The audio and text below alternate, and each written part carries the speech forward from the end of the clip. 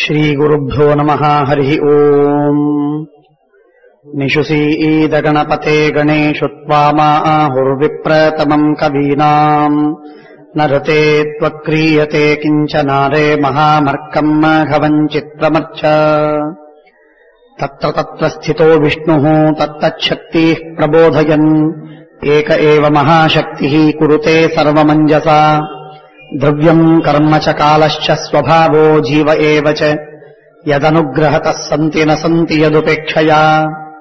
ಮಯಿ ಸ್ಥಿತೋ ಮದಂಗೇಷು ಸ್ವತಂತ್ರೋ ವ್ಯಾಪ್ತವಾನ್ ಹರಿಃ ಸ ವಿಷ್ಣುಶ್ಚಾಸ್ವತಂತ್ರಂ ಮಾಂ ಸ್ವೇಚ್ಛಯಾ ವರ್ತಯತ್ಯಜಃ.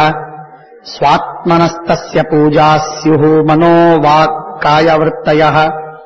ಮಮೈತಾಃ ಇತಿ ಕರ್ತಾರಂ ಉದ್ದೇಶ್ಯಂ ಚ ಹರಿಂ ಸ್ಮರೇತ್.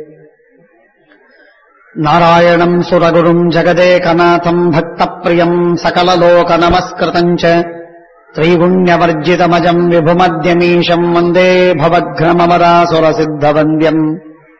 ನಾರಾಯಣಾಯ ಪರಿಪೂರ್ಣಗುಣರ್ಣವಾಯ ವಿಶ್ವೋದಯಸ್ಥಿತಿಲಯೋನ್ನಿಯತಿಪ್ರದಾಯ ಜ್ಞಾನಪ್ರದಾಯ ವಿಬುಧಾಸುರಸೌಖ್ಯದುಃಖಸತ್ಕಾರಣಾಯ ವಿತತಾಯ ನಮೋ ನಮಸ್ತೆ. ನಾರಾಯಣಂ ನಮಸ್ಕೃತ್ಯ ನರಂ ಚೈವ ನರೋತ್ತಮಂ ದೇವೀಂ ಸರಸ್ವತೀಂ ವ್ಯಾಸಂ ತತೋ ಜಯಮುದೀರಯೇ. ಆದ್ಯಾದಿಲಕ್ಷ್ಮೀರ್ಭವಸು ಪ್ರಸನ್ನಾ ವಿಶುದ್ಧ ವಿಜ್ಞಾನಸುಖೈಕದೋಗ್ಧ್ರೀ ಅಜ್ಞಾನಹಂತ್ರೀ ತ್ರಿಗುಣಾತಿರಿಕ್ತಾ ಪ್ರಜ್ಞಾನನೇತ್ರೀ ಭವಸು ಪ್ರಸನ್ನಾ. ಅಶೇಷವಾಗ್ಜಾಡ್ಯಮಲಾಪಹಂತ್ರೀ ನವಂ ನವಂ ಸ್ಪಷ್ಟಸುವಾಕ್ಪ್ರದಾಯಿನಿ. ಮಮೇಹ ಜಿಹ್ವಾಗ್ರಸುರಂಗನರ್ತಕೀ ಭವ ಪ್ರಸನ್ನಾ ವದನೆ ಚ ಮೇ ಶ್ರೀಃ. ಮದ್ಭಕ್ತೌ ಜ್ಞಾನಪೂರ್ತೌ ಅನುಪಧಿಕ ಬಲಪ್ರೋನ್ನತಿಸ್ಥೈರ್ಯಧೈರ್ಯ ಸ್ವಾಭಾವ್ಯಾಧಿಕ್ಯತೇಜಸ್ಸುಮತದಮಶಮೇಶ್ವಸ್ಯ ತುಲ್ಯೋ ನ ಕಶ್ಚಿತ್. ಶೇಷೋ ರುದ್ರಃ ಸುಪರ್ಣೋऽಪ್ಯುರುಗಣಸಮಿತೌ ನೋ ಸಹಸ್ರಾಂಶತುಲ್ಯಾಃ. ಅಸ್ಯೇತ್ಯಸ್ಮಿನ್ಮದಂಶಂ ಪದಮಹಮಮುನಾ ಸಾರ್ಧಮೇವೋಪಭೋಕ್ಷೇ. ವ್ಯಾಪ್ತಿರ್ಯಸ್ಯ ನಿಜೇ ನಿಜೇನ ಮಹಸಾ ಪಕ್ಷೇ ಸಪಕ್ಷೇ ಸ್ಥಿತಿರ್ವ್ಯಾವೃತ್ತಿಶ್ಚ ವಿಪಕ್ಷತೋತ ವಿಷಯೇ ಸಕ್ತಿರ್ನ ವೈಬಾಧಿತೆ. ನೈವಾಸ್ತಿ ಪ್ರತಿಪಕ್ಷಯುಕ್ತಿರತುಲಂ ಶುದ್ಧಂ ಪ್ರಮಾಣಂ ಸಮೇ ಭೂಯಾತ್ ತತ್ವವಿನಿರ್ಣಯಾಯ ಭಗವಾನ್ ಆನಂದತೀರ್ಥೋ ಮುನಿಃ.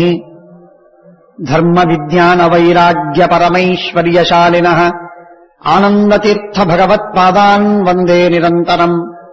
ಭವತಿ ಯದನುಭಾವಾದೇಡಮೂಕೋऽಪಿ ವಾಗ್ಮೀ ಜಡಮತಿರಪಿ ಜಂತುರ್ಜಾಯತೆ ಪ್ರಾಜ್ಞಮೌಲಿಃ. ಸಕಲವಚನಚೇತೋ ದೇವತಾ ಭಾರತೀ ಸಾ ಮಮ ವಚಸಿ ನಿಧತ್ತಾಂ ಸನ್ನಿಧಿಂ ಮಾನಸೇ ಚ.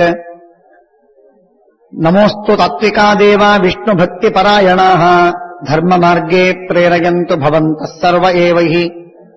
ಉಮಾ ವೈವಾಕ್ ಸಮುದ್ದಿಷ್ಟಾ ಮನೋರುದ್ರ ಉದಾಹೃತಃ ತದೇತಂ ಮಿಥುನಂ ಜ್ಞಾತ್ವಾ ದಾಂಪತ್ಯಾದ್ವಿಹೀಯತೆ.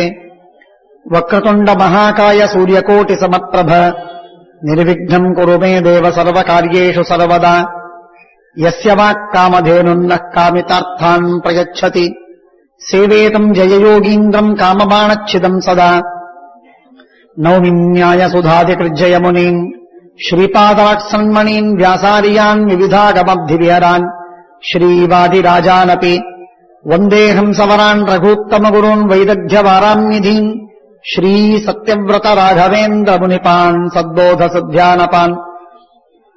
ವಿದ್ಯಾಯಾಂ ವಿಬುಧಾಚಾರ್ಯಂ ವೇದಜ್ಞಾನಬ್ಧಿಚಂದಿರಂ ದುರ್ಮತಧ್ವಂತಮರ್ತಂಡಂ ಸತ್ಯಧ್ಯಾನಮುನಿಂ ಭಜೆ. ಸತ್ಯಾಭಿಜ್ಞಕರಾಬ್ಜೋತ್ಥಾನ್ ಪಂಚಾಶದ್ವರ್ಷಪೂಜಕಾನ್ ಸತ್ಯಪ್ರಮೋದತೀರ್ಥಾರ್ಯಾನ್ ನೌಮಿನ್ಯಾಯ ಸುಧಾರತಾನ್. ಬಂಧುಸ್ತ್ವಂ ಗುರುರಿಷ್ಟದೈವತಮಿತಿ ತ್ವತ್ಪಾದ ಪಂಕೇರುಹಂ ಪ್ರಾಪ್ತಂ ಮಾಂ ಪರಿಪಾಲಯೇತಿ ಸತತಂ ಯಾಚೇ ನಿಬದ್ಧಾಂಜಲಿಃ. ಚಿತ್ತಂ ಮದ್ಗುಣದೋಷಚಿಂತನ ವಿಧೋ ನೂನಂ ಮನಂ ಮಾ ಕೃತಾಃ. ಶ್ರೀ ಸತ್ಯಾತ್ಮಗುರೋತ್ಪದಂಘ್ರಿಯುಗಲಂ ಹಿತ್ವಾ ನ ಮೇ ಸದ್ಗತಿಃ. ಮನ್ಮನೋಭೀಷ್ಟವರದಂ ಸರ್ವಾಭೀಷ್ಟಫಲಪ್ರದಂ ಪುರಂದರ ಗುರುಂ ವಂದೇ ದಾಸಶ್ರೇಷ್ಠಂ ದಯಾನಿಧಿಂ. ಅಜ್ಞಾನತಿಮಿರಚ್ಛೇದಂ ಬುದ್ಧಿಸಂಪತ್ಪ್ರದಾಯಕಂ ವಿಜ್ಞಾನ ವಿಮಲಂ ಶಾಂತಂ ವಿಜಯಾಖ್ಯ ಗುರುಂ ಭಜೆ. ವಿದ್ಯಾಪೀಠ ವಿಧಾತಾರಂ ವಿದ್ಯಾವಾರಿಧಿ ಚಂದಿರಂ ವಿದ್ಯಾರ್ಥಿವತ್ಸಲಂ ವಂದೇ ಮಹಾಮಹಿಮ ಸದ್ಗುರುಂ. ಪೃಥ್ವೀಮಂಡಲ ಮಧ್ಯಸ್ಥಾಃ ಪೂರ್ಣಬೋಧಮತಾನುಗಾಃ ವೈಷ್ಣವಾ ವಿಷ್ಣುಹೃದಯಾಃ ತಾನ್ನಮಸ್ಯೆ ಗುರುನ್ ಮಮ ಆಪಾದಮೌಲಿಪರ್ಯಂತम् ಗುರೂಣಾम् ಆಕೃತಿम् ಸ್ಮರೇತ್ ತೇನ ವಿಘ್ನಾಃ ಪ್ರಣಶ್ಯಂತಿ ಸಿದ್ಧ್ಯಂತಿ ಚ ಮನೋರಥಾಃ. ನಾಸ್ತಿ ನಾರಾಯಣ ಸಮಂ ನ ಭೂತಂ ನ ಭವಿಷ್ಯತಿ ಏತೇನ ಸತ್ಯವಾಕ್ಯೇನ ಸರ್ವಾರ್ಥಾನ್ ಸಾಧಯಾಮ್ಯಹಂ. ವೇದೇ ರಾಮಾಯಣೇ ಚೈವ ಪುರಾಣೇ ಭಾರತೆ ತಥಾ ಆದಾವಂತೆ ಚ ಮಧ್ಯೆ ಚ ವಿಷ್ಣುಃ ಸರ್ವತ್ರ ಗೀಯತೆ. ಕೃಷ್ಣದ್ವೈಪಾಯನಂ ವ್ಯಾಸಂ ವಿದ್ಧಿ ನಾರಾಯಣಂ ಸ್ವಯಂ ಕೋ ಹ್ಯನ್ಯಃ ಪುಂಡರೀಕಾಕ್ಷಾತ್ ಮಹಾಭಾರತಕೃದ್ ಭವೇತ್. ಮಹತ್ವಾದ್ ಭಾರವತ್ವಾಚ್ಚ ಮಹಾಭಾರತಮುಚ್ಯತೆ. ನಿರುಕ್ತಮಸ್ಯ ಯೋ ವೇದ ಸರ್ವಪಾಪೈಃ ಪ್ರಮುಚ್ಯತೆ. ಸ್ಮರ್ತವ್ಯಃ ಸತತಂ ವಿಷ್ಣುಃ ವಿಸ್ಮರ್ತವ್ಯೋ ನ ಜಾತುಚಿತ. ಸರ್ವೇ ವಿಧಿನಿಷೇಧಾ ಸ್ಯುಃ ಏತಯೋರೇವ ಕಿಂಕರಾಃ. ಆಲೋಡ್ಯ ಸರ್ವಶಾಸ್ತ್ರಾಣಿ ವಿಚಾರ್ಯ ಚ ಪುನಃ ಪುನಃ ಇದಮೇಕಂ ಸುನಿಷ್ಪನ್ನಂ ಧ್ಯೇಯೋ ನಾರಾಯಣಃ ಸದಾ. ನಮೋ ಭಗವತೆ ತಸ್ಮೈ ವ್ಯಾಸಾಯಾಮಿತ ತೇಜಸೇ ಯಸ್ಯ ಪ್ರಸಾದಾದ್ ವಕ್ಷ್ಯಾಮಿ ನಾರಾಯಣ ಕಥಾಮಿಮಾಂ. ಶ್ರೀ ಗುರುಭ್ಯೋ ನಮಃ. ಹರಿ ಓಂ. ಭಗವಂತನ ವಿಶಿಷ್ಟ ಕೃಪಾಪಾತ್ರರಾಗಿರುವಂತಹ ಪಾಂಡವರು ಪರಮಾತ್ಮನನ್ನ ಸ್ಮರಣೆ ಮಾಡ್ತಾ ಪರಮಾತ್ಮನ ಸಂಕಲ್ಪವನ್ನು ತಿಳಿದು ದುರ್ಯೋಧನಾದಿಗಳ ಜೂಜಾಟದ ಮೋಸವನ್ನು ನಿಮಿತ್ತ ಮಾಡಿಕೊಂಡು ಕಾಡಿಗೆ ಬಂದಿದ್ದಾರೆ. ಕಾಡಿಗೆ ಬಂದಾಗ ಅಲ್ಲಿ ಧರ್ಮರಾಜ ಬಹಳ ಮನಸ್ಸಿಗೆ ವ್ಯಥೆ ಮಾಡಿಕೊಂಡು ಒದ್ದಾಡ್ತಾ ಇದ್ದಾನೆ. ಧರ್ಮರಾಜನಿಗೆ ಏನು ಕಷ್ಟ ಸಂಕಟ ಅಂದ್ರೆ, ಧರ್ಮರಾಜ ಅಂತಾನೆ, ನೀವೆಲ್ಲ ಬ್ರಾಹ್ಮಣರು, ಇಷ್ಟೆಲ್ಲ ನಾಗರಿಕರು, ನೀವೆಲ್ಲ ಜನ ಯಾಕೆ ಬಂದ್ರಿ ನನ್ನ ಹತ್ರ? ನಾನು ಕಾಡಿನಲ್ಲಿರುವನು, ನನಗೆ ರಾಜ್ಯವಿಲ್ಲ, ಹಣವಿಲ್ಲ, ನಾನು ನಿಮ್ಮನ್ನ ಹೇಗೆ ಪೋಷಣೆ ಮಾಡಲಿ ಅಂತ ಇದ್ದಾನೆ. ಆಗ ಅವರು ಹೇಳ್ತಾರೆ, ನಮ್ಮನ್ನ ಪೋಷಣೆ ಮಾಡುವ ಜವಾಬ್ದಾರಿಯನ್ನು ನೀನು ಹೊರಬೇಡ, ನಮ್ಮನ್ನ ನಾವೇ ಪೋಷಣೆ ಮಾಡಿಕೊಳ್ತೇವೆ ಅಂತಂದಾಗ ಧರ್ಮರಾಜ ಅಂತಾನೆ, ಅದೇಕ್ ಸಾಧ್ಯ? ನಾನು ಗೃಹಸ್ಥನಾಗಿದ್ದು, ನಾನು ಇಷ್ಟು ದಿನಗಳವರೆಗೆ ರಾಜನಾಗಿದ್ದು, ನಿಮ್ಮನ್ನ ಪೋಷಣೆ ಮಾಡುವ ಜವಾಬ್ದಾರಿಯನ್ನು ಹೊತ್ತು ಪೋಷಣೆಯನ್ನು ಮಾಡಿ, ಈಗ ನಾನು ನಿಮ್ಮ ಕೈ ಬಿಟ್ರೆ ಬಹಳ ಅಪಚಾರವಾಗತ್ತೆ. ನನ್ನಂಥ ವ್ಯಕ್ತಿ ನಿಮ್ಮ ಪೋಷಣೆಯನ್ನ ಮಾಡದೇ ಇರಲಾರೆ, ಇರುವುದು ಸರಿಯಲ್ಲ. ಆದ್ದರಿಂದ ನನಗೆ ಬಹಳ ಮನಸ್ಸಿಗೆ ವ್ಯಥೆ ಆಗ್ತಾ ಇದೆ. ಏನಾದ್ರೂ ಮಾಡಿ ನಾನು ಹಣ ಸಂಪಾದನೆ ಮಾಡ್ತೇನೆ, ಧನ ಸಂಪಾದನೆ ಮಾಡಿ ನಿಮ್ಮನ್ನ ಪೋಷಣೆ ಮಾಡ್ತೇನೆ ಅಂತ ಧರ್ಮರಾಜ ಆಲೋಚಿಸುತ್ತಿದ್ದಾರೆ. ಧರ್ಮರಾಜನ ಈ ಆಲೋಚನೆಗೆ ಶೌನಕ ಎಂಬಂತಹ ಒಬ್ಬ ಅಧ್ಯಾತ್ಮ ವೇದಿಯಾದಂತಹ ಒಬ್ಬ ಋಷಿ ಆಚಾರ್ಯ, ಆ ಶೌನಕರು ಎದ್ದು ನಿಂತು ಹೇಳ್ತಾರೆ ಧರ್ಮರಾಜ, ನೀನು ಆಲೋಚನೆ ಮಾಡ್ತಾ ಇದ್ದದ್ದು ತಪ್ಪು, ಸರಿಯಾದ ಮಾರ್ಗವಲ್ಲ. ಇದು ನಾನಾ ವಿಧವಾದ ಕ್ಲೇಶಗಳು ಬರುತ್ತೆ, ಸಂಕಟಗಳಿರ್ತವೆ. ಅದಕ್ಕಾಗಿ ಹಣ ಧನ ಅದರಿಂದ ನಾನು ಅದರ ಬಗೆಹರಿಸ್ತೀನಿ ಅಂತನ್ನುವುದಾಗಿ ನೀನು ಹೇಳ್ತಾ ಇದ್ದಿ, ಬಹಳ ತಪ್ಪು. ಹಣ ಸಂಪಾದನೆ ಮಾಡ್ಲಿಕ್ಕೆ ಹೋಗಬೇಡ, ಅದು ಬಹಳ ಮಹಾ ಭಯಾನಕವಾದ ವಸ್ತು. ಅದು ಕೆಟ್ಟ ಬೆಂಕಿ, ಕೆಟ್ಟ ವಿಷ.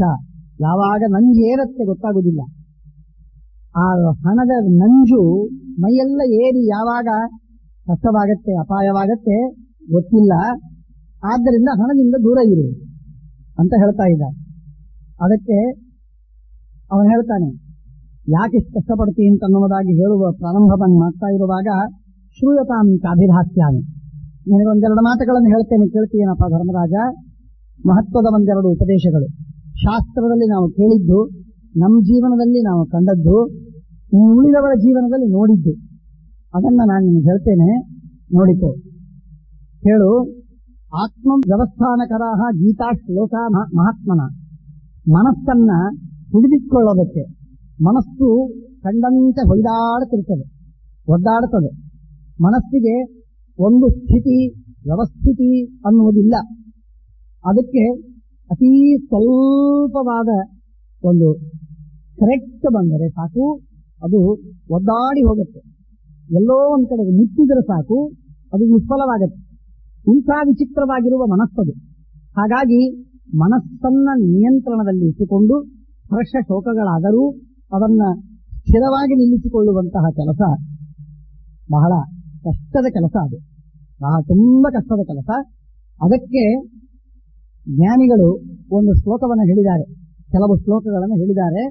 ಅದನ್ನು ನಾನು ತಿಳಿದೆ, ನನಗೆ ಗೊತ್ತು, ನಾನು ಅನುಭವಿಸಿದ್ದೇನೆ. ಆ ಮಾತನ್ನು ನಿಮಗೆ ಹೇಳ್ತೇನೆ, ಕೇಳು.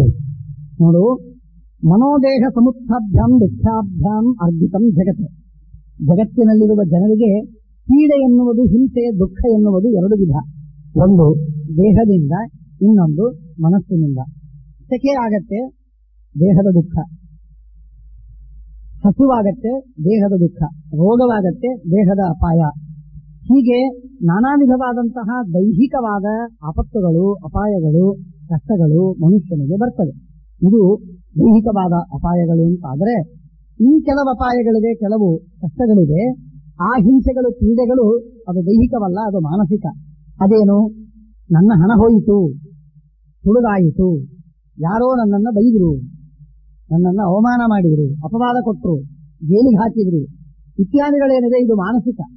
ದೇಹಕ್ಕೇನಾಗಿರುವುದಿಲ್ಲ, ದೇಹಕ್ಕೇನು ತೊಂದರೆ ಇಲ್ಲ, ರೋಗವಾಗಿಲ್ಲ, ಯಾರು ಕೈಕಾಲು ಮುರಿದಿಲ್ಲ, ಯಾರು ಹೊಡೆದಿಲ್ಲ, ಗಾಯವಾಗಿಲ್ಲ, ಏನ್ ಚಿಂತೆ ಇಲ್ಲ.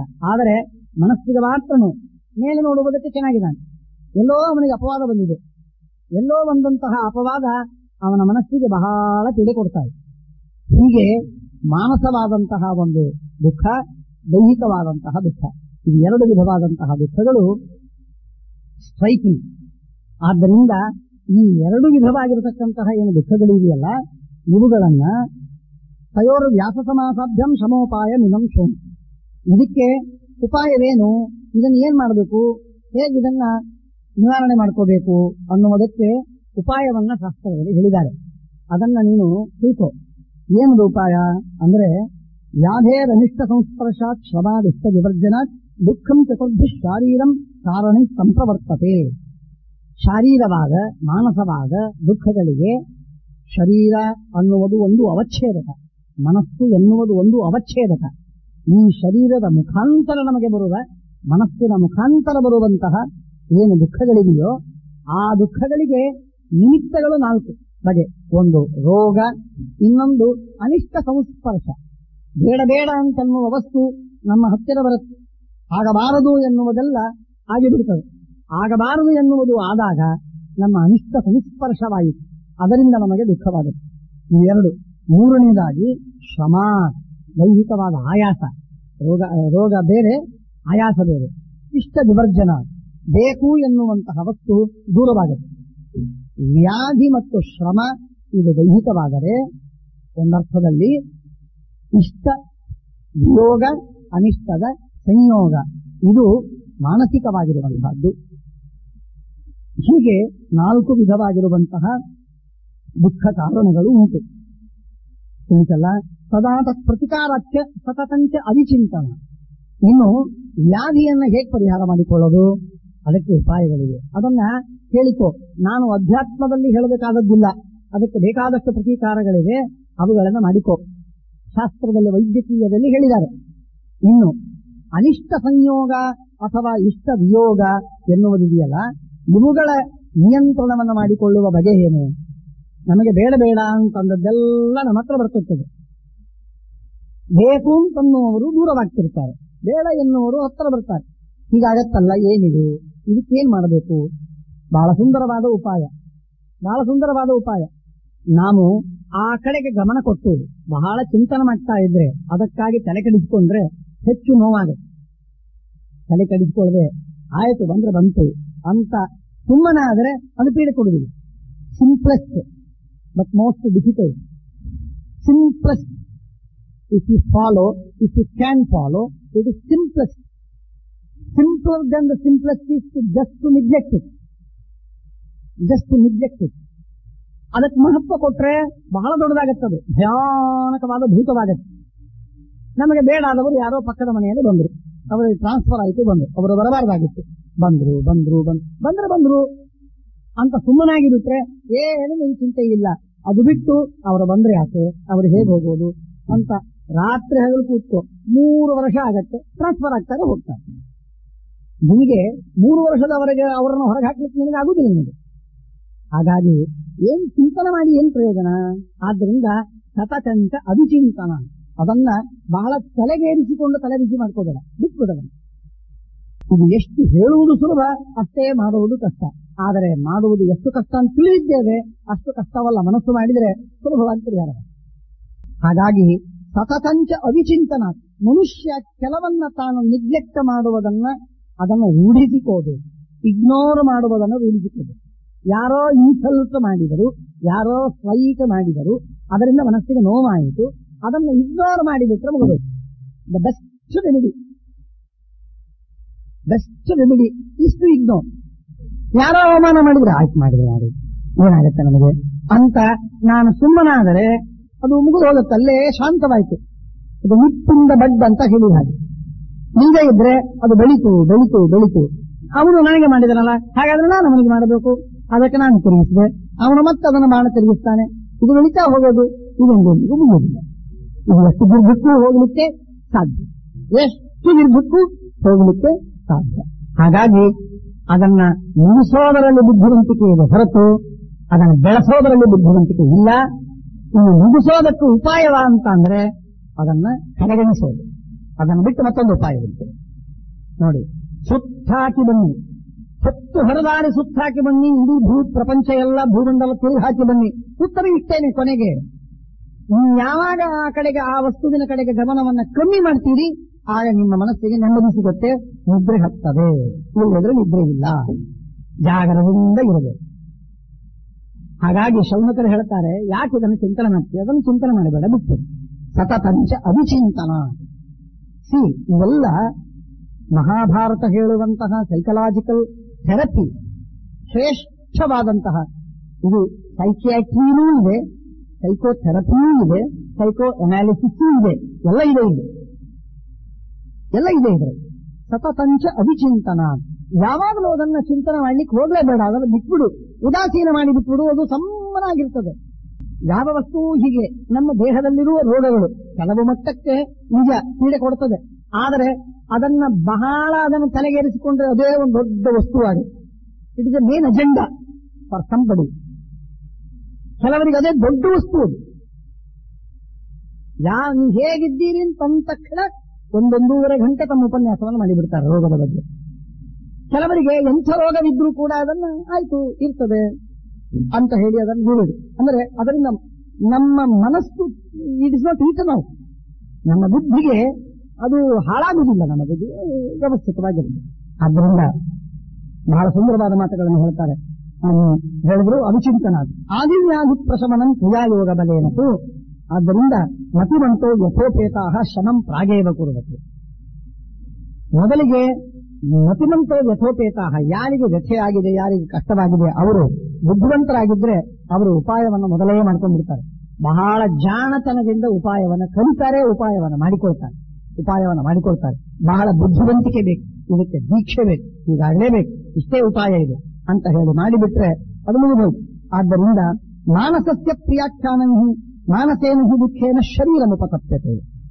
ಮನಸ್ಸಿಗೆ ಬಹಳ ಪೀಡೆ ಕೊಡಬೇಡಿ, ಮನಸ್ಸಿಗೆ ಬಹಳ ನೋವು ಉಂಟು ಮಾಡಬೇಡಿ. ಮನಸ್ಸಿಗೆ ನೋವು ಬರ್ತಾ ಇದ್ರೂ ಅದನ್ನು ದೂರವಾಗುವಂತೆ ನೀವು ನಿಶ್ಚಿಂತರಾಗಿರುವ, ಚಿಂತೆ ಮಾಡದಿರುವ ಒಂದು ಪರಿಸ್ಥಿತಿಯನ್ನು, ಒಂದು ಅವಸ್ಥೆಯನ್ನ ಸಂಪಾದನೆ ಮಾಡಿ. ಅದರಿಂದ ನೀವು ನಿಶ್ಚಿಂತರಾಗಿರ್ತೀರಿ. ಯಾಕೆಂದ್ರೆ ಮನಸ್ಸು ಎಷ್ಟು ವ್ಯಾಧಿಗ್ರಸ್ತವಾಗುತ್ತೋ ಅಥವಾ ಎಷ್ಟು ಪೀಡಾಗ್ರಸ್ತವಾಗಿರುತ್ತದೋ ಅಷ್ಟು ದೇಹದ ಮೇಲೆ ಪರಿಣಾಮವಾಗುತ್ತೆ, ಬಹಳ ತುಂಬಾ ಪರಿಣಾಮವಾಗುತ್ತೆ. ಹಾಗಾಗಿ ನಗುತ್ತಾ ಇರಿ, ನಿಮಗೇನ ಮನಸ್ಸು ದೇಹದ ರೋಗ ಬರುವುದಿಲ್ಲ. ಎಲ್ಲ laughter is the best medicine. ಯಾಕೆ? ನೀವು ನಗೋದರಿಂದಲೇ ನಿಮ್ಮಲ್ಲಿ ಏನೇನು ಗ್ಲ್ಯಾಂಡ್ಸ್ ಸೀಕ್ರೀಟ್ ಮಾಡುತ್ತೋ ಅದೆಲ್ಲ ಒಳ್ಳೇದು. It is all benefit. ಹಾಗಾಗಿ ಅದು ಎಲ್ಲ ನಿಮಗೆ ಹಿತವಾದದ್ದೇ ನಮ್ಮ ದೇಹದಲ್ಲಿ ಬರ್ತದೆ. ಆದ್ದರಿಂದಾಗಿ ಕೆಟ್ಟ ವಿಚಾರವನ್ನು ಮಾಡಿ ಮನಸ್ಸಿನಲ್ಲಿ ದುಃಖದಿಂದ ಒದ್ದಾಡ್ತಾ ಇರಿ. ಅದರಿಂದ ಯಾವಾಗಲೂ ನಿಮ್ಮ ದೇಹದಲ್ಲಿ ರೋಗ ಬರುವುದು ಸಾಧ್ಯ. ನಗುತ್ತಾ ಇದ್ರೆ ಉತ್ಸಾಹದಿಂದ, ಸಂತೋಷದಿಂದ ಕಾಲ ಕಳೆದು ಬಿಡುತ್ತದೆ. ಹಾಗಾಗಿ ನೀವು ಏನ್ ಮಾಡಬೇಕು ವಿಚಾರ ಮಾಡ್ರಿ. ಆದ್ದರಿಂದ ಶೌನಕರು ಹೇಳ್ತಾರೆ, ಮಾನಸಸ್ಯ ಪ್ರಿಯಾಖ್ಯಾನ, ಮಾನಸೇನ ಹಿ ದುಃಖೇನ ಶರೀರ ಉಪತಪ್ಯತೆ. ಮನಸ್ಸಿನಲ್ಲಿರುವ ರೋಗದಿಂದ ದೇಹದಲ್ಲಿ ರೋಗವಾಗತ್ತೆ. ಇಷ್ಟು ದಿನಗಳವರೆಗೆ ಡಯಾಬಿಟೀಸಿನ ರೋಗಕ್ಕೆ ಮೂಲ ಕಾರಣ ಏನು ಅಂತನ್ನುವುದನ್ನು ಏನೇನೋ ಹೇಳ್ತಾ ಇದ್ರು. ಈ 10, 20, 30 ವರ್ಷಗಳಿಂದ ಹೇಳುವ ಪ್ರಾರಂಭ ಮಾಡಿದ್ದಾರೆ ಏನಿಲ್ಲ, ನಿನ್ನ ಟೆನ್ಷನ್ ಅಂತಾರೆ. ನೀವು ಏನ್ ಮಾಡಬೇಕು ಟೆನ್ಷನ್ ಅಂದ್ರೆ ಮನಸ್ಸಿನ ರೋಗ ಅದು. ಟೆನ್ಷನ್ ಎನ್ನುವುದು ಮನಸ್ಸಿನ ಒಂದು ದೊಡ್ಡ ಭಾರಿ ವಿಚಿತ್ರವಾಗಿರುವ ರೋಗ. ಆ ರೋಗದಿಂದಾಗಿ ದೇಹದಲ್ಲಿ ಇಷ್ಟು ಭಯಾನಕ ರೋಗವಾಯಿತು. Silent killer. ಸಾಯೋವರೆಗೂ ಆ ರೋಗ ನಮ್ಮ ಬೆನ್ನ ಹತ್ತಿ ಬರ್ತದೆ. ಯಾಕೆ ಟೆನ್ಷನ್ ಮಾಡ್ಕೋಬೇಕು? ಇದನ್ನ ಕಾರಣವಾಗಿ ಟೆನ್ಷನ್ ಮಾಡಿಕೊಳ್ಳಬಾರದು ಅಂತ ಅನ್ನೋದಕ್ಕೆ ಒಂದೇ ಒಂದು ಉಪಾಯ ನನಗಂತೂ ಕಂಡದ್ದು. ಅನೇಕರು ಮಾಡ್ತಿರಬಹುದು ಬೇರೆ ಬೇರೆ ಉಪಾಯಗಳನ್ನ. ಉತ್ತಮವಾದ ಉಪಾಯ ಅಂದ್ರೆ ದೇವರ ಮೇಲೆ ಭಾರ ಹಾಕುವುದು. ಯಾವ ಮನುಷ್ಯ ದೇವರ ಮೇಲೆ ಶ್ರದ್ಧೆ ನಿಂತಿದ್ದಾನೆ ಆ ಮನುಷ್ಯನಿಗೆ ಚಿಂತೆ ಅಷ್ಟು ಕಮ್ಮಿ. ಒಬ್ಬ ಮನುಷ್ಯನ ಒಂದು ಸೈಖಿಯ 3 ಭಾಗಗಳನ್ನು ಮಾಡಿದ್ರೆ ಅದರೊಳಗೆ ಶ್ರದ್ಧೆ 5% ಇದ್ರೆ 95% ಅವನಿಗೆ ಚಿಂತೆ ಇರುತ್ತೆ. 95% ಶ್ರದ್ಧೆ ಇದ್ರೆ 5% ಅವನಿಗೆ ಚಿಂತೆ ಇರುತ್ತೆ. ಶ್ರದ್ಧೆ ಎಷ್ಟು ಹೆಚ್ಚಾಗುತ್ತೋ ಅಷ್ಟು ಚಿಂತೆ ಕಮ್ಮಿ ಆಗುತ್ತೆ. ಚಿಂತೆ ಎಷ್ಟು ಹೆಚ್ಚಾಗುತ್ತೋ, ಎಷ್ಟು ಮಾಡ್ತಾನೆ ಅಂತ ನೋಡ್ತೇವೋ ಅಷ್ಟು ಶ್ರದ್ಧೆ ಕಮ್ಮಿ ಇದೆ ಅಂತ ಅರ್ಥ. ಅದರಲ್ಲೇನು ವಿವಾದವಿಲ್ಲ. ಶ್ರದ್ಧೆ ಮಾಡಿದ ಮೇಲೆ ಚಿಂತೆಗೆ ಅವಕಾಶವಿಲ್ಲ. ಚಿಂತೆ ಮಾಡ್ತಾನೆ ಅಂದ್ರೆ ಶ್ರದ್ಧೆ ಅವನಲ್ಲಿ ವಾಸ್ತವಿಕವಾಗಿ ಇಲ್ಲ. ಇವೆರಡೂ ಪ್ರಪೋರ್ಷನೇಟ್ ಆಗಿ ಇರುವಂತಹ ವಸ್ತುಗಳು. ಹಾಗಾಗಿ ಅದನ್ನು ಇರಬಾರದು. ಅದಕ್ಕೆ ಹೇಳ್ತಾರೆ ಅಯಸ್ಪಿಂಡೇನ ತಪ್ತೇನ ಕುಂಭಕಂ ವಿರೋಧಕಂ. ಒಂದು ಪಾತ್ರೆ ಇದೆ, ಪಾತ್ರೆನ ಬೆಂಕಿ ಮೇಲೆ ಇಟ್ಟಿದ್ದೀರಿ. ಇಟ್ಟದ್ದೇನು ಬೆಂಕಿ ಮೇಲೆ? ಪಾತ್ರೆ ಸುಟ್ರೆ ಒಳಗಿನ ನೀರು ಕುದಿಬೇಕು. ಅರೆ ಪಾತ್ರೆ ಬಿಸಿ ಒಳಗಿನ ನೀರಿಗೆ ತಾಗತ್ತೆ. ಹಾಗಾಗಿ ನಮ್ಮ ಮನಸ್ಸಿನ ಬಿಸಿ, ಮನಸ್ಸಿನ ರೋಗ ದೇಹಕ್ಕೆ ತಾಗ್ತದೆ. ಆದ್ದರಿಂದ ದೇಹದ ರೋಗಗ್ರಸ್ತವಾಗ್ತದೆ. ಆದ್ದರಿಂದ ದೇಹದ ರೋಗವನ್ನು ಪರಿಹಾರ ಮಾಡಿಕೊಳ್ಳುವುದಕ್ಕಾಗಿ ನಿಮ್ಮ ಮನಸ್ಸನ್ನ ಪ್ರಫುಲ್ಲವಾಗಿ ಇಟ್ಟಿರಿ, ನಿಶ್ಚಿಂತವಾಗಿರಿ. ಅದಕ್ಕೆ ಶಾಸ್ತ್ರ, ಧರ್ಮ, ದೇವರು, ಶ್ರದ್ಧೆ ಉತ್ತಮವಾದ ಉಪಾಯ. ಆದ್ದರಿಂದ ಅವುಗಳನ್ನು ಯಾಕೆ ಮಾಡಬಾರದು? ಮಾನಸಂ ಶಮಯತ್ತಸ್ಮಾತ್ ಜ್ಞಾನೇನ ಅಗ್ನಿಮಂಬೋನ. ಮನಸ್ಸಿನಲ್ಲಿರುವಂತಹ ಏನು ಅಪಾಯ, ರೋಗ, ಕಷ್ಟ, ನಷ್ಟ ಆದಿಗಳಿದೆಯೋ, ಮನಸ್ಸಿನ ದುಃಖಗಳು, ಆ ದುಃಖಗಳನ್ನು ಸ್ವಲ್ಪ ತಿಳುವಳಿಕೆಯನ್ನು ಹೆಚ್ಚು ಮಾಡಿಕೊಂಡ್ರೆ, ತಿಳುವಳಿಕೆ ನಮ್ಮಲ್ಲಿ ಹೆಚ್ಚಾಗಬೇಕು. ತಿಳುವಳಿಕೆ ಕಮ್ಮಿ ಇದ್ದದ್ದಕ್ಕಾಗಿ ಮನಸ್ಸಿನ ರೋಗಗಳು ಹೆಚ್ಚಾಗುತ್ತೆ. ತಿಳುವಳಿಕೆ ಜಾಸ್ತಿ ಆದರೆ ಮನಸ್ಸಿನ ರೋಗಗಳು ಸಾಕಷ್ಟು ಕಮ್ಮಿ ಆಗುತ್ತೆ. ಯಾರೋ ನನಗೇನೋ ಬೈದ್ರು ಅನ್ನುವುದಕ್ಕೆ ನಾನು ಮನಸ್ಸಿಗೆ ಒದ್ದಾಡೋದು, ಇದು ಮಾನಸಿಕವಾದಂತಹ ನನಗೆ ಆದಿ ದುಃಖ, ಮನಸ್ಸು ಏನೋ ಕಷ್ಟವಿದೆ. ಇದನ್ನು ಪರಿಹಾರ ಮಾಡೋದಕ್ಕೆ ಏನು ಉಪಾಯ? ಜ್ಞಾನವನ್ನು ಚೆನ್ನಾಗಿ ಮಾಡಿಕೊಂಡು ಯಾರ ಅಂದ ಮಾತ್ರಕ್ಕೆ ನನಗೇನು ಆಗುವುದಿಲ್ಲ ಇತ್ಯಾದಿ ಮಾತುಗಳನ್ನು ನಾವು ಚೆನ್ನಾಗಿ ಆಲೋಚನೆ ಮಾಡಿದಾಗ ಅಂತಾನೆ ಅವನ ಸ್ವಭಾವ ಅಂತಾನೆ ಯಾರೇನು ಮಾಡ್ಲಿಕ್ಕಾಗತ್ತೆ? ಅಥವಾ ನಾನದಕ್ಕೆ ಉಪಾಯವನ್ನು ಮಾಡಿದರೆ ಮತ್ತೆ ತಿರುಗಿ ಏನಾದರೂ ಒಂದೇ ಅದು ಹೆಚ್ಚಾಗೋದಿಲ್ಲದೆ ಇತ್ಯಾದಿಗಳನ್ನ ಆಲೋಚನೆ ಮಾಡುವುದರಿಂದ ಮನುಷ್ಯ ನಿಶ್ಚಿಂತನಾಗಿರುತ್ತೆ. ಮನಸ್ಸಿನ ರೋಗ ಹೋಯ್ತೆ. ಯಾಕೆಂದ್ರೆ ಮರ್ತೇ ಬಿಟ್ಟ ಅವನದನ್ನು, ಮರೆಯೋದು ಬಹಳ ಉತ್ತಮ. It is better to forget than to forgive. ಕ್ಷಮೆ ಮಾಡೋದು ಒಂದು, ಮರ್ತೇ ಬಿಡುವುದು ಮತ್ತೊಂದು. ಮರ್ತು ಬಿಡುವುದು ಉತ್ತಮವಾದ ವಸ್ತು. ಏನೇ ಇರಲಿ ಮರ್ತು ಬಿಡುವುದು ಉತ್ತಮವಾದ ವಸ್ತು. ಕ್ಷಮೆ ಮಾಡುವುದು ಅಂದ್ರೆ ಒಳಗಿಟ್ಕೊಂಡು ಮೇಲೆ ಕ್ಷಮೆ ಮಾಡಿದ. ಮರೆಯೋದು ಒಳಗೂ ಇಲ್ಲ ಹೊರಗೂ ಇಲ್ಲ. ಹಾಗಾಗಿ ಆ ರೀತಿಯಿಂದ ಉತ್ತಮವಾದಂತಹ ಜ್ಞಾನೇನ ಅಗ್ನಿಮಂಬುನ. ಬೆಂಕಿಯನ್ನ ನೀರು ಹಾಕಿಬಿಟ್ಟು ಹೇಗೆ ಶಾಂತವೋ ಹಾಗೆ ಈ ಜ್ಞಾನವೆಂಬ ನೀರು ಆ ಒಳಗಿರುವ ಉಪತಾಪವನ್ನ, ಮನಸ್ಸಿನ ದಾಹವನ್ನ ಶಮನ ಮಾಡ್ತದೆ. ಪ್ರಶಾಂತೆ ಮನಸ್ಸೇ ದುಃಖೆ ಶರೀರಮುಪಶಮ್ಯತೆ ಮನಸ್ಸೇ ದುಃಖ ಮೂಲಂತೆ ಸ್ನೇಹ ಇತ್ಯುಪಲಭ್ಯತೆ. ಭಾರಿ ಉತ್ತಮವಾದ ಮಹತ್ವದ ಮಾತನ್ನು ಹೇಳ್ತಾರೆ. ಮನಸ್ಸಿನ ಎಲ್ಲ ರೋಗಗಳಿಗೆ ಮೂಲ ಏನು ಗೊತ್ತೇನು? ಒಂದೇ ಮಾತಿನಲ್ಲಿ ಹೇಳುವುದಾದರೆ ಅದು ಸ್ನೇಹ. ಇದು ಮನಸ್ಸಿನ ಎಲ್ಲ ರೋಗಗಳ ಮೂಲ. ಸ್ನೇಹ ಬಿಟ್ಟವನಿಗೆ ಯಾವ ಯಾವ ವಸ್ತುಗಳ ಮೇಲೆ ಸ್ನೇಹವನ್ನ ಬಿಡುತ್ತಾ ಬರ್ತಾನೋ ಅಷ್ಟಷ್ಟು ಆಯಾ ವಸ್ತುಗಳಿಂದ ಅವನಿಗೆ ಅಪಾಯ, ಅವನಿಗೆ ದುಃಖ ಆಗುವುದಿಲ್ಲ. ಸ್ನೇಹ ಎನ್ನುವುದು ಇದು ನನ್ನ ವಸ್ತು ಅಂತಾದಾಗ ಅದಕ್ಕೇನಾದ್ರೂ ತೊಂದರೆ ಆದರೆ, ಅದು ಹಾಳಾದರೆ, ಅದನ್ನು ತಿಳಿದು ಮಾಡಿದರೆ, ಅದನ್ನು ಯಾರಾದ್ರೂ ಕೆಡಿಸಿದರೆ ಆಗ ನನಗೆ ನೋವು. ನನ್ನದು ಅಂತಲ್ಲದೇ ಇದ್ದಾಗ ನನಗೆ ಯಾವ ನೋವು ಇಲ್ಲ. ಯಾರೇನ್ ಮಾಡಿದ್ರು ಏನು ನೋವಿಲ್ಲ. ಇದು ಪೂರ್ಣವಾಗಿ ನಾವು ಬಹಳ ಕಮ್ಮಿ ಮಾಡ್ಲಿಕ್ಕಾಗುವುದಿಲ್ಲ. ಮಹಾಭಾರತ ಹೇಳ್ತದೆ ಮುಂದೆ ಇದನ್ನ ಕನಿಷ್ಠ ಪಕ್ಷಕ್ಕೆ ಸ್ಟ್ಯಾಟಿಕ್ ಆಗಿ ಇಟ್ಟಿದೆ, ಇದನ್ನು ಎಕ್ಸ್ಪಾಂಡ್ ಮಾಡ್ತಾ ಹೋಗ್ಬೋದು. ಜೀವನಕ್ಕೆ ಎಷ್ಟು ಅನಿವಾರ್ಯವೋ ಅಷ್ಟನ್ನು ನನ್ನದು ಅಂತ ಇಟ್ಕೊಳ್ಳಿ. ಅದನ್ನು ಬಿಟ್ಟು ಏನಿದೆ ಸ್ಟೇಟಸ್ಸಿನ ಕಾನ್ಷಿಯಸ್ನೆಸ್ಸಿನಿಂದ ಮನುಷ್ಯ ಬೆಳೆಸಿಕೊಳ್ಳುವ ಪದಾರ್ಥಗಳೇನಿದೆ ಅವುಗಳನ್ನೆಲ್ಲ ಕಮ್ಮಿ ಮಾಡಿ. ಕಮ್ಮಿ ಮಾಡಿದಾಗ ಸ್ನೇಹ ಕಮ್ಮಿಯಾದಂತೆ ನಿಮಗೆ ಯಾವ ಅಪಾಯ, ಯಾವ ದುಃಖ, ಯಾವ ಮಾನಸಿಕ ರೋಗ ನಿಮಗೆ ಮನಸ್ಸಿಗೆ ಬರಲಿಕ್ಕೆ ಸಾಧ್ಯವಿಲ್ಲ. ಸ್ನೇಹವೇ ಸಕಲ ಮಾನಸ ರೋಗಕ್ಕೆ, ಮಾನಸ ದುಃಖಕ್ಕೆ ಮೂಲ. ಅದರಲ್ಲಿ ಮತ್ತೊಂದು ಸಂದೇಹವಿಲ್ಲ. ಹಾಗಾಗಿ ಸ್ನೇಹವೆಂಬ ಮೂಲವನ್ನು ಕಿತ್ತಾಕಿ ಮನಸ್ಸೋ ದುಃಖ ಮೂಲಂತೂ ಸ್ನೇಹ ಇತ್ಯುಪಲಭ್ಯತೆ. ಕೃಷ್ಣ ಈ ಮಾತನ್ನ ಪ್ರಶ್ನರೂಪವಾಗಿ ಕೇಳಿದ ಅರ್ಜುನನಿಗೆ ಮಾತ್ರ ಸ್ಪರ್ಶ ಇವು ಶೀತೋಷ್ಣ ಸುಖ ದುಃಖಗಳನ್ನು ಕೊಡುತ್ತೇನಪ್ಪ. ವಿಷಯದ ಭೋಗದಿಂದ ನಿನಗೆ ಸುಖವಾಗುತ್ತಾ? ವಿಷಯದ ಭೋಗದಿಂದ, ವಿಷಯದ ಸಂಪರ್ಕದಿಂದ ನಿನಗೆ ದುಃಖವಾಗುತ್ತಾ? ಆಗುವುದಿಲ್ಲ. ಹಾಗಾದರೆ ಇದರಿಂದ ಆಗತ್ತೆ? ಅವೆಲ್ಲ ಅನಿತ್ಯ, ಅವು ಬರ್ತದೆ ಹೋಗ್ತದೆ, ಇದ್ದಾಗ ಇರ್ತದೆ, ಇಲ್ಲ ಅಂದ್ರೆ ಇಲ್ಲ. ನಿನಗೆ ದುಃಖವಾಗುವುದು ನಿನ್ನ ಅಭಿಮಾನದಿಂದ. ಆಗಮಾಪಾಯಿನೋ ನಿತ್ಯಾಹ, ಅದು ಯಾವುದನ್ನ ದುಃಖಕ್ಕೆ ಕಾರಣವಲ್ಲ. ನೀನು ಯಾವುದನ್ನ ನನ್ನದು ಅಂತ ತಿಳಿದುಕೊಂಡಿದ್ದಿ, ನನ್ನ ಪೈಕಿ ಅಂತ ತಿಳ್ಕೊಂಡಿದ್ದಿ, ಆ ವಸ್ತುವಿನಿಗೆ ಏನಾದರೂ ಅಪಾಯವಾದಾಗ ನಿನಗೆ ದುಃಖವಾಗುತ್ತೆ. ಈ ಪೈಕಿ ಎಂಬ ಸಂಬಂಧ ಏನಿದೆ, ಇದು ನನ್ನದು ಎಂಬಂತಹ ಸಂಬಂಧ, ಮದೀಯತ್ವ ಎಂಬ ಅಭಿಮಾನ, ಮಮ ಮೈನ್ ಅನ್ನುವಂತಹ ಅಭಿಮಾನ, ಇದು ಮೂಲ ಸೂತ್ರ. ಅದು ನಮ್ಮನ್ನ ಚಿಟುಕು ಮುಳ್ಳು ಆಡಿಸ್ತದೆ, ಕುಣಿಸ್ತದೆ ನಮ್ಮನ್ನ. ಯಾಕೆ? ನನ್ನದು ನನ್ನದು ನನ್ನದು, ನನ್ನ ಹಣ, ನನ್ನ ಮನೆ, ನನ್ನ ಹೆಂಡತಿ, ನನ್ನ ಮಕ್ಕಳು, ನನ್ನ ಕೀರ್ತಿ, ನನ್ನ ಶ್ರೇಯಸ್ಸು, ನನ್ನ ಸೌಖ್ಯ. ಆದ್ದರಿಂದ ಆ ಸ್ನೇಹವೇ ಮೂಲವಾಗಿದೆ. ಸ್ನೇಹಕ್ಕೂ ಸಜ್ಜತೆ ಜಂತು ದುಃಖ ಯೋಗ ಮುಖೀಪಿಚ. ಸ್ನೇಹದಿಂದ ಅದರಲ್ಲಿ ಆಸಕ್ತಿ, ಅದನ್ನೇ ಆ ವಸ್ತುವನ್ನೇ ನೆನೆಸೋದು, ಆ ವಸ್ತುವನ್ನು ಬೇಡೋದು, ಆ ವಸ್ತುವನ್ನ ಹತ್ತಿರದಲ್ಲಿಟ್ಕೊಳ್ಳೋದು, ಅದನ್ನು ಭೋಗಿಸೋದು, ಅದಕ್ಕೇನೂ ಆಗಬಾರದು ಅಂತ ನೋಡಿಕೊಳ್ಳುವುದು, ಭದ್ರಪಡಿಸುವುದು, ಇತ್ಯಾದಿ ಇತ್ಯಾದಿ. ಹೀಗಾಗಿ ಆ ಸ್ನೇಹದಿಂದ ಆಸಕ್ತಿ ಬೆಳೀತು. ಸ್ನೇಹದಿಂದ ಆಸಕ್ತಿ ಬೆಳೆದಾಗ ದುಃಖವನ್ನು ಹೆಚ್ಚಾಗಿ ಹೊಂದಿದ. ಸ್ನೇಹ ಮೂಲಾನಿ ದುಃಖಾನಿ ಸ್ನೇಹ ಜಾನಿ ಭಯಾನಿಚ.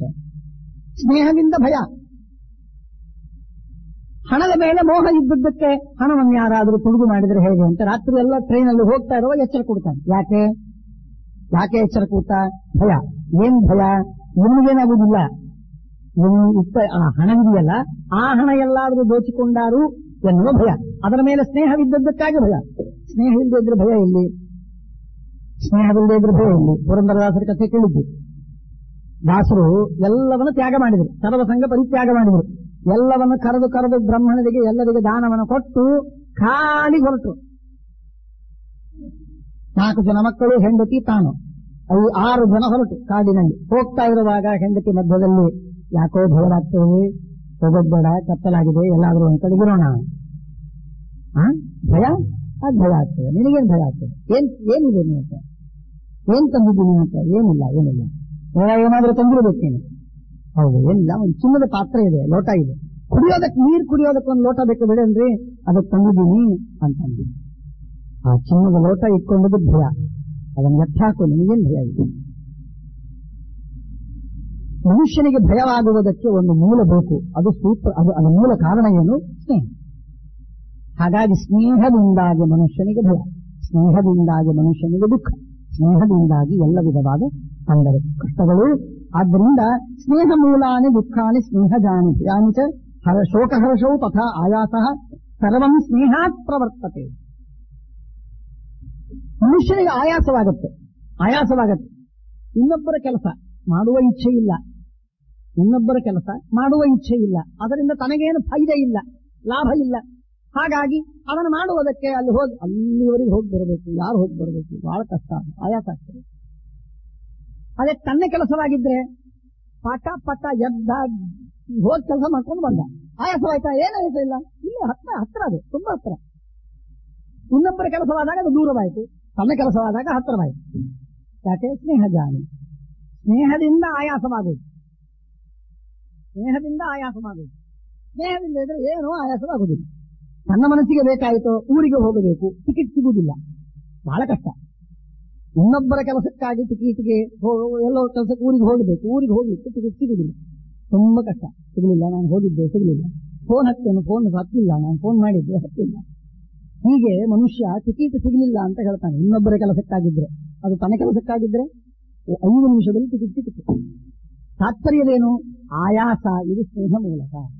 ಸ್ನೇಹವಿದ್ದರೆ ಅದರಿಂದ ಅವನಿಗೆ ಕಷ್ಟ. ಸ್ನೇಹವಿಲ್ಲದೆ ಇದ್ರೆ ತಟಸ್ಥ, ಕೂಟಸ್ಥ, ಏನು ಅವನಿಗೆ ಕಷ್ಟವಿಲ್ಲ. ಹಾಗಾಗಿ ಮನುಷ್ಯನಿಗೆ ಶೋಕ ಹರ್ಷವು ಆನಂದವಾಗತ್ತೆ. ಯಾವಾಗ ಆನಂದ ಆಗುತ್ತೆ ಹೇಳಿ?